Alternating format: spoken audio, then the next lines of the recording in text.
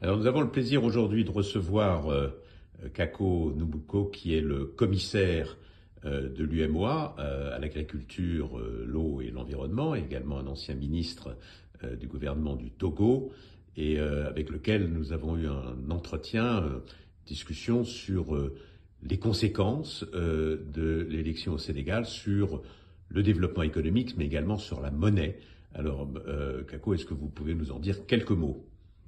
Oui, on a eu une bonne nouvelle, c'est l'élection au Sénégal qui s'est déroulée de façon transparente avec M. Bassirou Diomaye Faye, qui est un jeune président avec beaucoup d'ambition.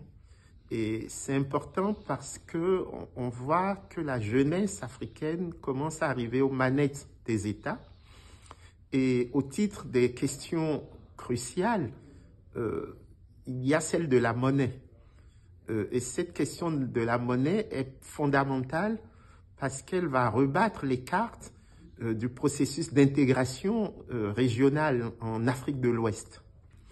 Et là, la question, c'est comment faire de l'instrument monétaire un levier de création d'emplois, de transformation structurelle de l'économie sénégalaise, bien entendu, mais de toutes les économies d'Afrique de l'Ouest. Et cette question est d'autant plus cruciale qu'on voit au Sahel, avec la création de l'Alliance des États du Sahel, une volonté de rupture, ou en tout cas un désir de renouveler les questions qui sont au cœur du processus d'intégration régionale en Afrique de l'Ouest. Mais une volonté de rupture qui risque de mener à une désintégration de l'UEMOA et peut-être de la CEDEAO, ou comment vous voyez justement l'avenir de ces institutions, l'avenir de la monnaie et justement la capacité au sein de cette région qui est à la fois avec des géants économiques comme le Nigeria et des pays qui sont beaucoup plus petits, d'arriver à constituer ou reconstituer du lien et du liant et une vision partagée. Oui, pour ce qui concerne les États de l'Union économique et monétaire ouest-africaine, la question est très simple. C'est au-delà de la monnaie CFA, qu'est-ce qui nous lie? Qu'est-ce qui nous lie et comment justifier l'existence de cette UEMOA aujourd'hui?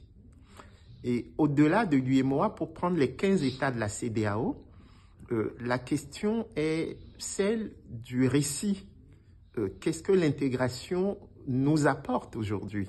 Les 3 États de l'AES ont annoncé leur sortie de la CEDEAO.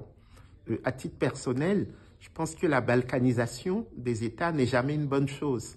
Mais en contrepartie, pour faire union, il faut avoir un projet collectif, un projet de société. Et je crois que ce qui est attendu de nous, les élites ouest-africaines aujourd'hui, c'est de contribuer avec les populations à la base à construire un projet collectif intégrateur afin d'avoir une prospérité partagée par tous. Et est-ce qu'il reste un rôle et une place pour la France dans ce contexte?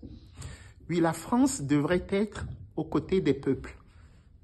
La jeunesse africaine a souvent l'impression que la France est exclusivement aux côtés des dirigeants.